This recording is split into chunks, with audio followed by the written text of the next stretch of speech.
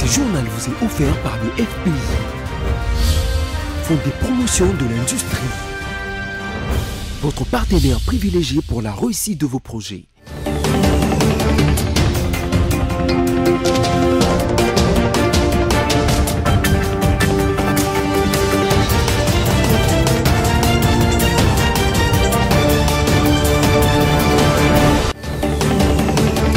Une nouvelle session d'information sur votre chaîne. Madame, monsieur, bonsoir et bienvenue. Voici les grandes articulations.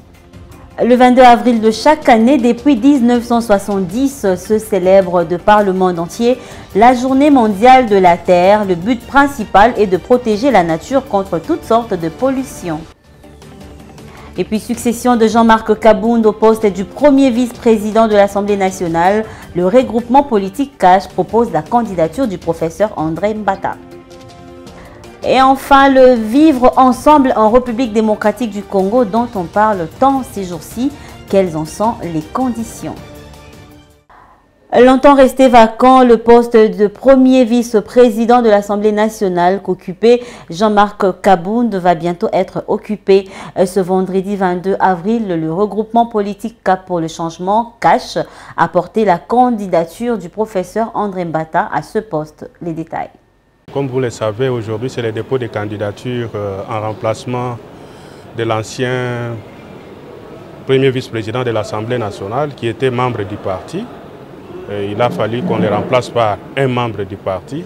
Ici, je suis venu avec les autres collègues accompagner notre ami André Mbata pour déposer sa candidature au nom du parti. Non, c'est le choix du parti et c'est sous le leadership du parti que nous sommes en train d'agir. Nous savons que selon le règlement intérieur, cette place-là revient à l'UDPS. C'est pour cela que nous sommes venus déposer, selon l'article 27 du règlement intérieur, c'est notre regroupement qui devait donner la candidature. Et dans le regroupement, c'était spécialisé que c'était l'UDPS qui devait déposer la candidature. Donc nous pensons que tous les collègues vont nous soutenir, qu'ils soient de l'opposition ou de la majorité. La question du processus électoral en République démocratique du Congo continue d'intéresser. À ce sujet, Bintou Keïta, représentante spéciale du secrétaire général des Nations Unies en RDC et chef des missions des Nations Unies pour la stabilisation du Congo MONUSCO, a pris langue avec Christophe Mbosso. Regardez. C'est une continuité de dialogue avec le président de l'Assemblée nationale et son équipe. Pour prendre la température de où est-ce que nous sommes avec les discussions concernant la réforme de la loi électorale, les positionnements des uns et des autres, comprendre un petit peu c'est quoi les dynamiques, et surtout d'encourager tout le monde, toutes les parties prenantes, à faire en sorte que dans le contexte des institutions, les débats puissent avoir lieu sur la réforme de cette loi électorale qui est tant attendue, de manière à ce qu'on puisse cheminer vers un processus électoral transparent, crédible, apaisé et inclusif. Donc voilà, ça c'était un des premiers aspects. Le deuxième aspect que nous avons discuté, c'est la situation à l'est du pays, donc l'insécurité. Et notamment d'examiner comment est-ce que la mise en œuvre de l'état de siège a un impact sur la vie des populations, l'accès des populations à différents services, mais surtout il y avait des préoccupations qui étaient mentionnées sur les attaques qui se font contre les personnes déplacées internes. Et ça, c'est un vrai sujet commun de voir comment est-ce qu'on peut travailler ensemble pour qu'il y ait une compréhension qu'il y a des aspects sacrés dans le droit humanitaire international, que tout ce qui concerne les personnes déplacées, les réfugiés, les services sociaux de base, centres de santé, écoles, etc. soient respectés et qu'on ne les attaque point. Nous avons parlé également du partenariat entre l'Assemblée et la MONUSCO, les Nations Unies d'une façon plus large, mais surtout MONUSCO. Et à cette occasion, le président de l'Assemblée nationale nous a présenté les condoléances vis-à-vis de nos 9 casques bleus qui ont perdu la vie dans le Nord Kivu et aussi en Ituri. Et cela en dépit de tous les efforts qui sont faits par les uns et les autres. Donc on est tous dans la recherche de qu'est-ce qu'il faut faire de différent pour que cette situation difficile, dramatique et tragique et traumatisante cesse à l'est du pays. Et puis exploitation au rapport vacances parlementaires. Conformément au règlement intérieur de l'Assemblée nationale, Colette Tchomba, rapporteure adjointe du bureau, a procédé jeudi 21 avril au lancement des travaux. La commission spéciale et temporaire en charge d'exploitation des rapports des vacances parlementaires. Suivez. Colette Tchomba Tundu, rapporteur adjoint de l'Assemblée nationale, a procédé jeudi 21 avril 2022 en la salle des banquets du Palais du Peuple au lancement de travaux de la commission spéciale et temporaire en charge d'exploitation de rapports des vacances parlementaires conformément à la décision du président de l'Assemblée nationale, Christophe Mbossoko Diampouanga. Selon la rapporteure adjointe de l'Assemblée nationale, la commission dispose de 21 jours pour exploiter le rapport des vacances déposé par les députés nationaux. Elle a souligné que ce rapport traite de tous les aspects sécuritaires, économique, social, culturel, etc. de 145 territoires du pays. Ainsi, la commission spéciale a pour rôle de réceptionner, exploiter, traiter, faire rapport au gouvernement et assurer le suivi. Soulignons que le rapport des vacances parlementaires est une obligation faite à tout député national conformément au règlement intérieur de l'Assemblée nationale.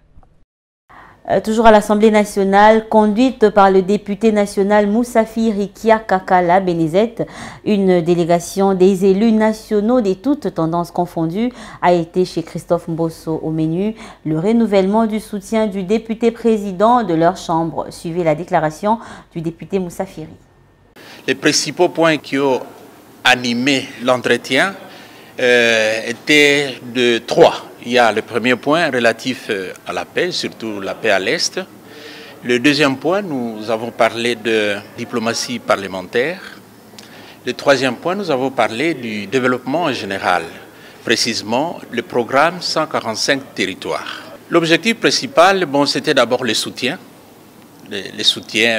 à sa personne, parce que nous avons estimé que il y a risque qu'il y ait déstabilisation de l'institution à travers lui. Il nous a parlé de la chose, mais la chose n'est pas encore concrétisée. Voilà pourquoi nous avons muté notre entretien à ces 3 points dont je viens de vous parler. Ça a toujours été notre habitude, nous l'avons toujours soutenu depuis longtemps. Ici, peut-être, nous pouvons parler du renouvellement de notre soutien, de l'assurance de notre soutien, parce qu'il fallait rassurer que notre soutien n'est pas négociable. Non, il n'y a personne parmi nous qui aurait signé la fameuse pétition qui n'est pas encore visible. Nous n'en connaissons même pas le contenu. Tout à fait autre chose à présent. Au Katanga, le vivre ensemble est prôné vu les tensions intercommunautaires entre Katangais et Kassaïens. Mais ce besoin s'observe aussi dans d'autres parties du pays. Mais il y a des conditions pour que ces vivre ensemble soient harmonieux. Voici à ces sujets la réflexion de votre rédaction avec Sami Bossongo. Le vivre ensemble est une locution en grâce et en vogue ces derniers temps dans la société congolaise. Dieu merci, cet idéal est pertinent au mal de l'heure en RDC. Le vivre ensemble a été mis en mal par des pratiques et philosophies tribalistes, népotiques et provincialistes observées, des attitudes cavalières, désenvoltes et effrontées de la part de certains Congolais qui s'estiment en position de force, les canailles dans les attributions des postes, la justice au service des règlements des comptes politiques, la violation de la Constitution, ainsi que les balivernes et chipoteries quant à l'interprétation de certains des articles de la Constitution, l'attitude imprudente et vexatoire de ceux qui, quoique pratiquant au vu et au su de l'opinion, le tribalisme, ose décrier ces mâles national et accuser les autres du tribalisme. La liste est exhaustive. Pour que toute initiative en vue du vivre ensemble aboutisse, elle doit avoir pour au préalable ou soubassement le respect à bon escient de toute hiérarchie de loi congolaise, et ceux qui condamnent le tribalisme doivent être le modèle de leurs propos. La Bible ne dit-elle pas « Deux hommes marchent-ils ensemble sans en être convenus ?» Les Congolais doivent tous se convenir autour de la loi mère qui est la Constitution congolaise.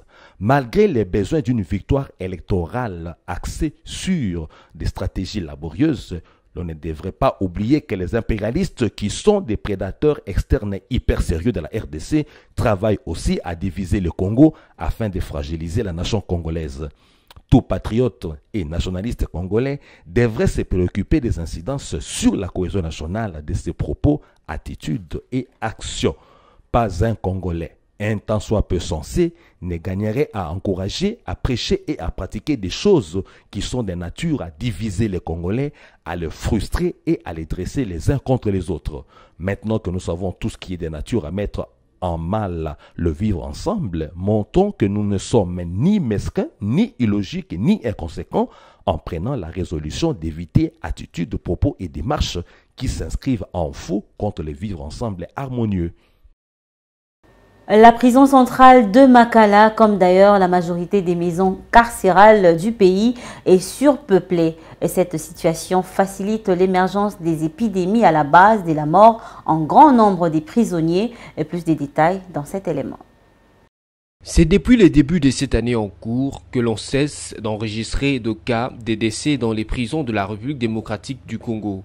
Le cas de la prison centrale de Makala à Kinshasa est une preuve tangible où l'on reproche les surpeuplements, la malnutrition et les mauvaises conditions de détention. Construite lors de l'époque coloniale en 1957 pour accueillir 1500 détenus, ce centre pénitentiaire compte à ce jour plus de 9000, soit un taux d'occupation de près de 600%. Un constat amer a été fait depuis les débuts de l'année 2022. Plusieurs cas de décès sont enregistrés à Makala, à Mambasa en Ituri et dans bien d'autres prisons du pays. À en croire nos sources, une épidémie caractérisée par le gonflement de pieds dû à la rétention d'eau, au diabète et à la chaleur excessive serait accompagnée avec la gale, qui est une maladie de la peau très contagieuse qui s'accompagne des démangeaisons intenses et interminables, souvent transmissibles par contact physique à cause de la promiscuité. À en croire nos sources, une épidémie caractérisée par le gonflement de pieds dû à la rétention d'eau, au diabète et à la chaleur excessive serait accompagnée avec la gale, qui est une maladie de la peau très contagieuse qui s'accompagne des démangeaisons intenses et interminables, souvent transmissibles par contact physique à cause de la promiscuité. Le 22 avril de chaque année, c'est la Journée mondiale de la Terre, journée créée en 1970 aux États-Unis pour protéger l'environnement de la planète Terre. Bénédicte Hassani nous en dit plus. La Journée internationale de la Terre a été proclamée le 22 avril 1970 sous l'impulsion de M. Gaylord Nelson, qui fut sénateur aux États-Unis. Elle est célébrée chaque année dans plusieurs pays pour sensibiliser la fragilité de la planète.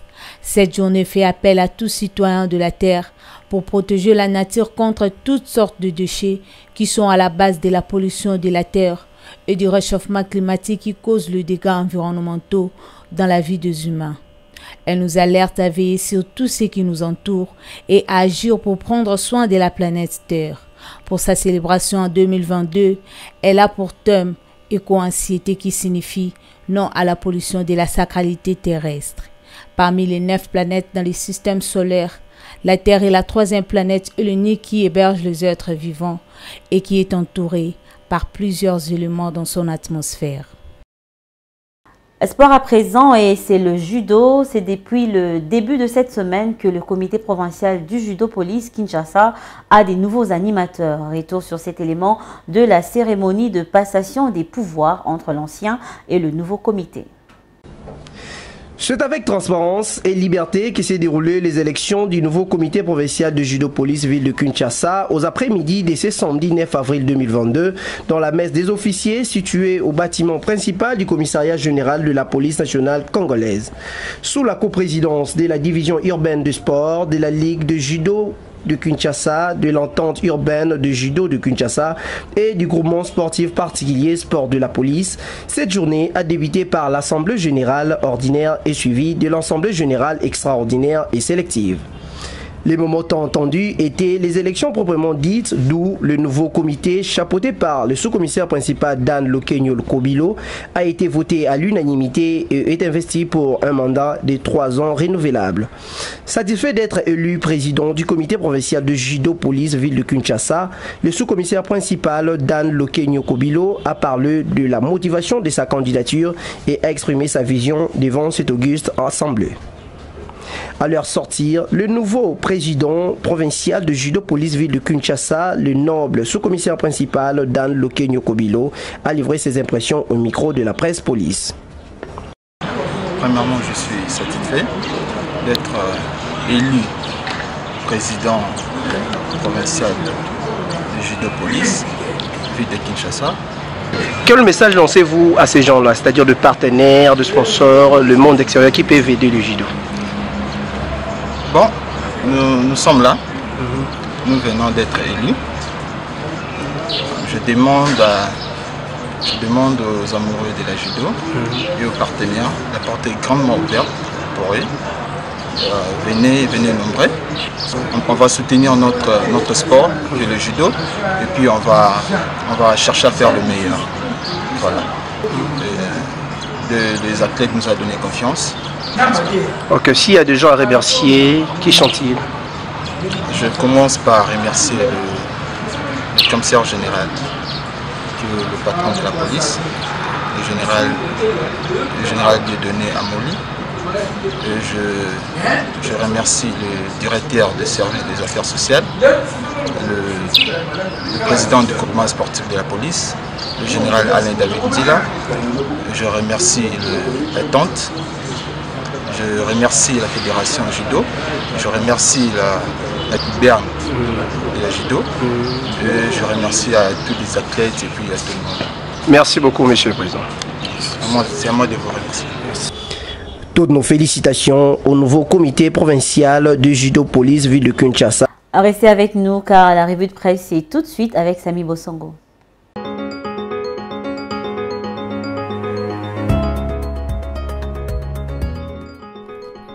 Bonjour, RDC Samalukonde à Lubumbashi pour prêcher la cohabitation pacifique. Sous ces titres, Radio Okapi.net renseigne que le Premier ministre, accompagné de plusieurs membres de son gouvernement, mettra à profit son séjour pour réunir les différentes communautés vivant dans la province pour promouvoir le vouloir vivre ensemble et la paix. D'autres questions sont également prévues, notamment celles relatives à la santé et à la sécurité, détaille le site onusien. S'adressant à l'assistance constituée de plusieurs membres de partis politiques de l'Union sacrée, le Premier ministre a dit en Swahili être venu à Lubumbashi à la suite des informations parvenues au chef de l'État faisant état des tensions intercommunautaires dans la ville de Lubumbashi qui mettent ainsi en mal le vouloir vivre ensemble et la paix, gage potent de tout développement. De son côté, sous les titres interrogatifs, à qui profite la tenue précipitée de la conférence entre Katanga et Kasaye, Forum des As.net écrit cette dialectique si importante pour la réussite de la table ronde est en train d'être battue en brèche par la vitesse de croisière qu'impriment les ténors de l'Imperium à la tenue des assises de Lubumbashi, avec le risque que cette barza intercommunautaire ressemble à une séquence politicienne où les bénéficiaires des rentes des situations vont s'investir pour préserver leurs acquis entre guillemets. Les vraies questions seront mises telle la poussière sous les tapis, sacrifiées qu'elles seront sur l'autel des ambitions politiques des uns et des calculs électoralistes des autres. La nécessaire cohabitation entre les communautés katangaises et kassaïennes serait ainsi, au comble de paradoxe, la principale victime collatérale de cette politisation ou instrumentalisation politicienne du forum dont les prémices sont déjà perceptibles depuis hier à Lubumbashi. Pas besoin dans ces conditions d'être prophète de malheur pour prédire le flop d'une rencontre qui sera passée à côté de l'essentiel. Les mêmes causes produisant les mêmes effets, la pré-table ronde risque bien de ressembler à l'avant-table ronde. Terminons avec le site de l'agence congolaise de presse qui a titré au Katanga. Le Premier ministre appelle les communautés vivant au Katanga à la cohabitation pacifique.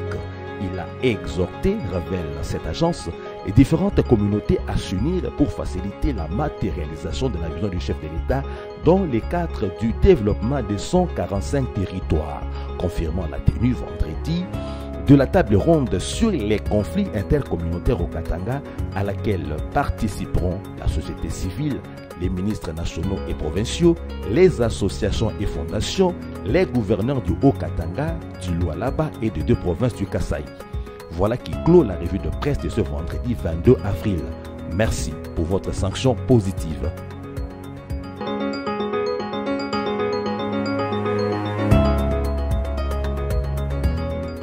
Place au rappel des principales articulations.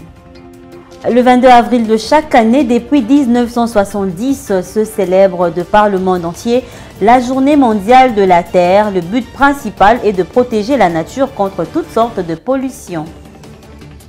Et puis, succession de Jean-Marc Kabound au poste du premier vice-président de l'Assemblée nationale, le regroupement politique CASH propose la candidature du professeur André Mbata. Et enfin, le vivre ensemble en République démocratique du Congo dont on parle tant ces jours-ci, quelles en sont les conditions? Fin de ce journal, merci de votre attention soutenue et bon début de week-end à tous.